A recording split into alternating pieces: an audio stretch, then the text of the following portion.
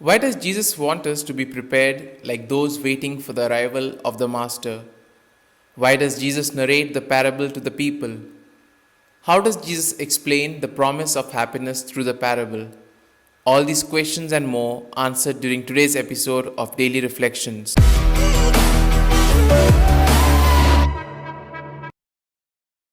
Jesus speaks of his coming as a time of joy and celebration, not of fear and trembling. We only need to be prepared so that when he comes, we can open the door to him. By means of this parable, the gospel today exhorts us to be vigilant and watchful. To gird oneself meant to take a cloth or a cord and put it around the robe. To be girded meant to be ready, prepared for immediate action. Before the flight from Egypt, at the moment of celebrating the Passover, the Israelites had to gird themselves, that is, be prepared and ready to live immediately.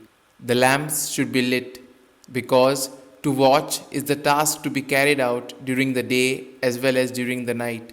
Without light, one cannot go in the darkness of the night. The context of Luke's Gospel is the awareness of Jesus that his conflict with the Jewish authorities is likely to end in his arrest and death. He is trying to prepare his disciples to be ready for this. Life is a challenging journey, and we can never be ready for every event in our lives. The Gospel says, "Be dressed for action, and blessed are those who are ready and alert." It takes a deep breath of faith to be ready for any unexpected event which may come upon us. The parable of the prepared servant.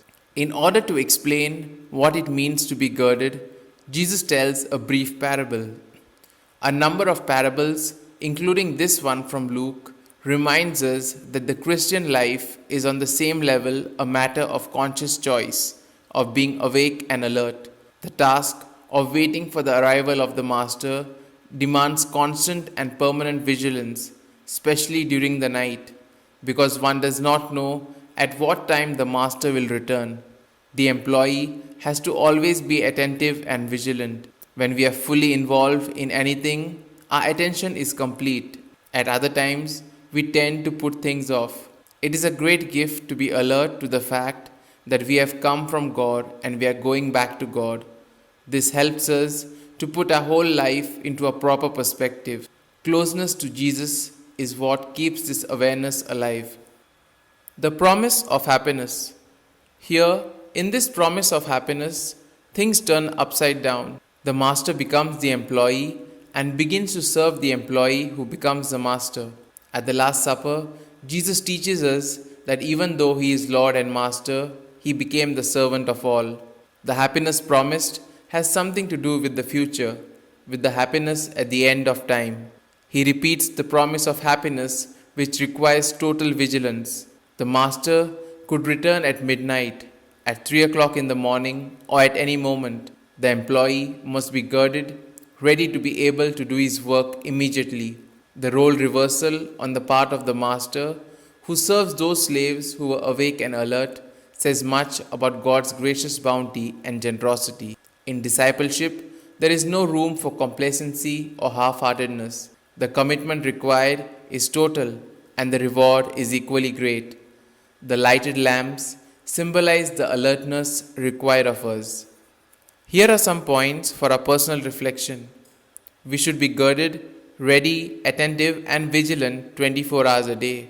How do you succeed to do this?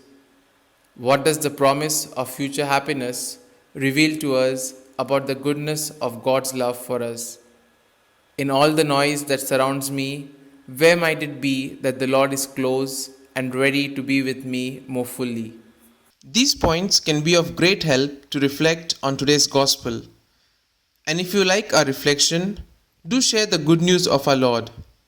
Have a good day, and may God bless you all. Amen.